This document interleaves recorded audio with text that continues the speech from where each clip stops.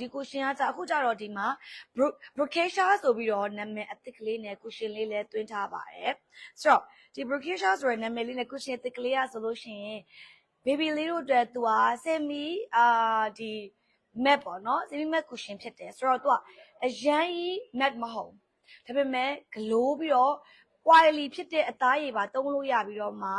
တိတ်တိတ်ကလေးနဲ့လည်းလှစေမဲ့ cushion type ဖြစ်ပါတယ်နော်ဆိုတော့ဒီ cushion လေးကအယောင်9မျိုးလောက်လာပါတယ်ဆိုတော့အယောင်9မျိုးလာရဲဆိုတော့မမတသေးလေးတွေကြိုက်တဲ့ရောင်ရွေးပြီးတော့ဝယ်လို့ရပါတယ်ဆိုတော့အယောင်9မျိုးလာတယ်ဒီကောက်ရဲ့အားသာချက်ကကြတော့ तू ကလေမမတို့ skin enhancer ကွာတိလားလိမ့်ပြီးသွားလို့ရှိရင်လေ तू က semi matte ဖြစ်ပေမဲ့ပေါ့နော်အရင်မမတို့အသားရည်၆တဲ့လူတော်မှလိမ့်လိုက်လို့ရှိရင်ပတ်ကြားအပ်ပြီးတော့မှမျက်နှာကြီးကဖုံဖုံတိတ်တိတ်ကြီးနဲ့ကွာပြုတ်ထတယ်လို့မျိုးကွာ make up ထူတဲ့ look မရစေဘူး coverage တော့ medium coverage လေးပေးပါတယ်မမစမ်းပြမယ်နော်သူ့ color လေးအကြောင်းပြပြမယ်ပြီးတော့သူကလေ baby လေးတို့ SPF က50လဲမှာအထက် P ကလေ plus 4လုံးတော့ပါတာဆိုတော့ကသူတမျိုးလေးလိမ့်လို့ရှင်မလို့နေအောင်ကြီးကနေ68ရာခိုင်နှုန်းလောက်ကောက်ွယ်ပေးနိုင်တယ်ဆိုတော့ everyday အဆင်ပြေတယ်နေပူရဲသွားတဲ့ခါကြလို့ရှိရင်လေဒီကောင်လေးကိုလိမ့်ပြီးတော့မမတို့ဘယ်ပြောမလဲတန်းထွက်လို့ရရပေါ့နော်ရုံးသွားကြောင်းသွားဆိုရင် everyday မမအမှန်တမ်းပြောရကွာ cushion ရယ် foundation ရယ်ဆိုရင် cushion သမားဘာလို့ဆို cushion ကလွယ်တယ်ပြီးစဉ်းစားကြည့်ကွာသူကတမျိုးဖွင့်လိုက်တယ် okay cushion ဒီမှာသူ့ရဲ့ဘက်ပါတယ်ပြီးဒီအောက်မှာသူ့ရဲ့ cushion makeup ကလေးပါတယ် foundation လေးပေါ့ဆိုတော့ဒီလိုမျိုးလေးပေါ့မဆိုအိညာပဲမကြမသူ့ရဲ့ cushion အသားမဆန်းပြမယ်လက်မှာဒီလိုမျိုးလေးဒီလိုမျိုးလေး cushion သားပြီးတော့မြင်ရလားဆိုတော့ cushion ကကြတော့လိမ့်ရတာမြန်တယ်လွယ်တယ်ကိုယ့်အတွက်အများကြီး time consuming မဖြစ်အချိန်မကုန်အချိန်မပုတ်အဲ့အတွက်မမက cushion ကို every day မှာ cushion ကိုရွေးချယ်ပေါ့နော်အရင်ဆုံးကမမတို့ skin care လေးတွေပြီးသွားရင်မမ toner လေးတွေလိမ့်ပြီးသွားလို့moisturizer gel လေးလိမ့်ပြီးသွားရင် primer လေးပပလေးလိမ့်ပြီးသွားလို့ရှင်မမအဲ့လို cushion လေးပုတ်လိုက်တာပေါ့နော်ဆိုတော့ဒါ cushion ရဲ့ texture ပေါ့ဒီကောင်က number က 1.5 light rose ဖြစ်ပါတယ် 1.5 light rose ကိုမမကဒီမှာစမ်းပြမယ်ဒီကောင်က 1.5 light rose ဒီကောင်ကအသားဖြူသူရပါမယ်အသားဖြူသူရပါ1.5 ဖြစ်ပါတယ်ဆိုတော့သူ့ကိုမမပုတ်လိုက်တဲ့အခါမှာလေလုံးဝတိတ်တိတ်ကလေးနည်းနည်းလေးဝင်သွားတယ်အနံ့ကလုံးဝအနံ့မရှိဘူးအယ်ကိုဟောအနံ့ဘာအနံ့မရှိဘူးတင်းတင်းလေးနဲ့အေးနေတဲ့ feeling ရပါတယ်နော် really နဲ့မချစ်စရာလေး packaging ကိုကျမပန်းပွေ့ပုံစံလေးနဲ့သူ့ရဲ့ number က 1.5 light rose ဖြစ်ပါတယ်ဆိုတော့ဒီကောင်လေးကမမတို့အသားဖြူတွေရပါမယ်နော်နောက်တစ်ယောက်မှစမ်းပြမယ်နောက်တစ်ယောက်ကကြတော့မမတို့1 pale peach ဖြစ်ပါတယ်ကိုရီးယားအသားရည်ကတော်တော်ဖြူတယ်ပေါ့နော်တော်တော်ဖြူတဲ့အတွက်ဒီလေးတို့ဒီကောင်ကကြတော့လေအသားဖြူတယ်လို့ပဲရမှာတင်တယ်ဘာလို့ဆိုတော့ तू ကဖေးသူ့မှာကဖေး peach တဲ့နောက်တစ်ယောက်ဟုတ်တယ်ရသူလည်းအသားပြွယ်လို့ရမှာဖြစ်ပါတယ်နော်သူလည်းအသားပြွယ်လို့ရပါတယ်ဒီကောင်လေးက1 pay piece ဖြစ်ပါတယ်နော်2ယောက်ပြီးသွားပြီနော်မမနောက်တစ်ယောက်ဒီတစ်ယောက်မှနည်းနည်းလေးထင်းထင်းလေးလုပ်ပေးမယ်ခဏလေး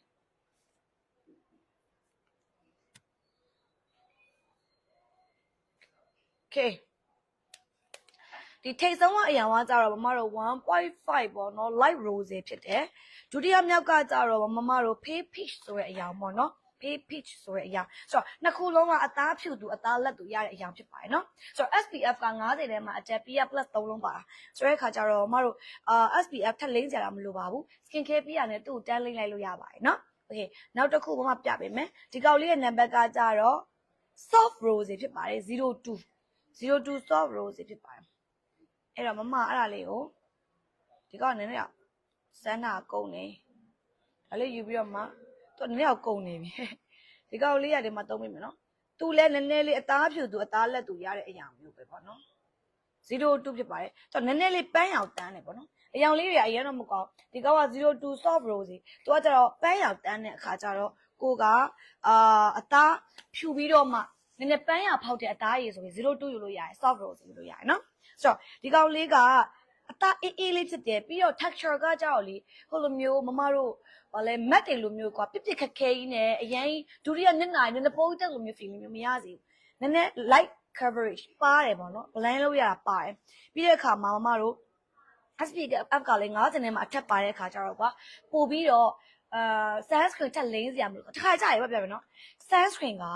လိမ့်ပြီးသွားလို့ရှင်မမတို့ makeup တက်လိမ့်တစ်ခါတလေမှာ oxidize ဖြစ်တတ်တယ်ပေါ့နော်ဒီလားဖြစ်တဲ့ခါမျိုးမှာက makeup ကွက်တာ makeup မဲတာဖြစ်တတ်တယ်ပေါ့နော်အဲ့လိုမျိုးဖြစ်အောင်ခါကြရမ sunscreen မလင်းတဲ့နေ့မျိုးမှာဆိုရင်မျိုး SPF တူတူလေးပါတဲ့ cushion တုံးတယ်ပေါ့နော်နောက်တစ်ခုက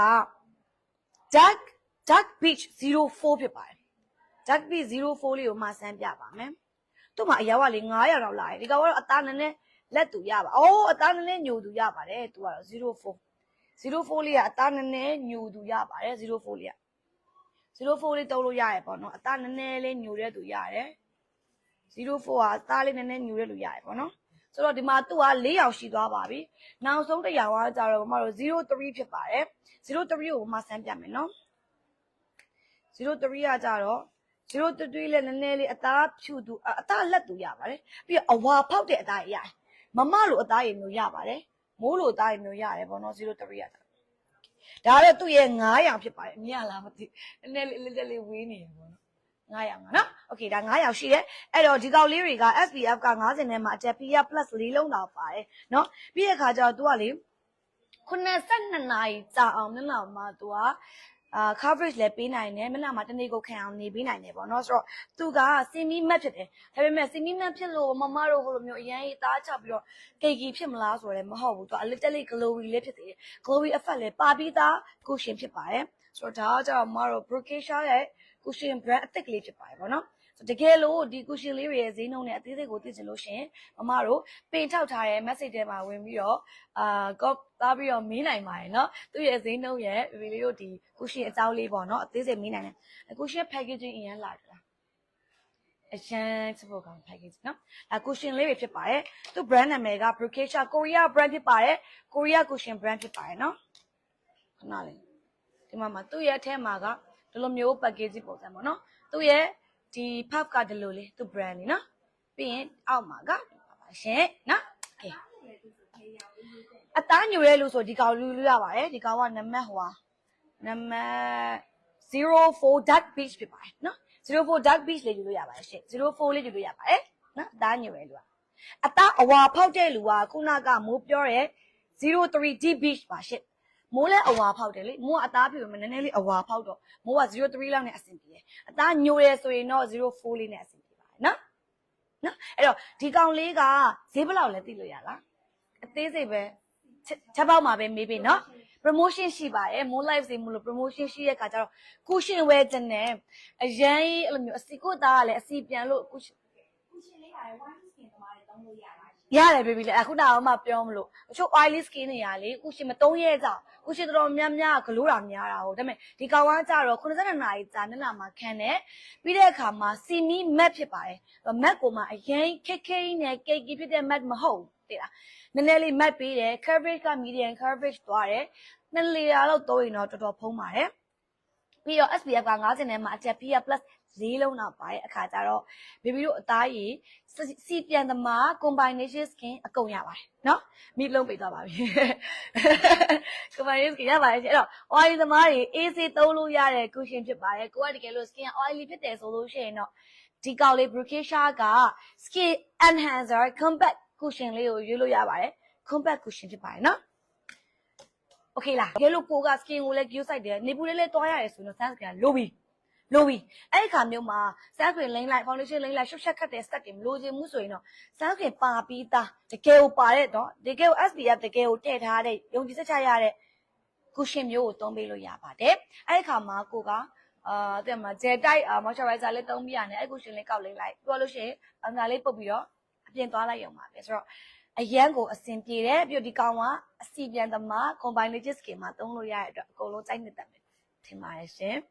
နော်ဆိုတော့ဒါလေးက92နာရီလဲခံတယ်ပြီးတော့မျက်နှာလေးကလည်းတိတ်တိတ်ကလေးနဲ့ဂလိုဘီလာနေမဲ့ look မျိုးရစီမဲ့ cushion ဖြစ်ပါတယ် try ကြည့်ပါ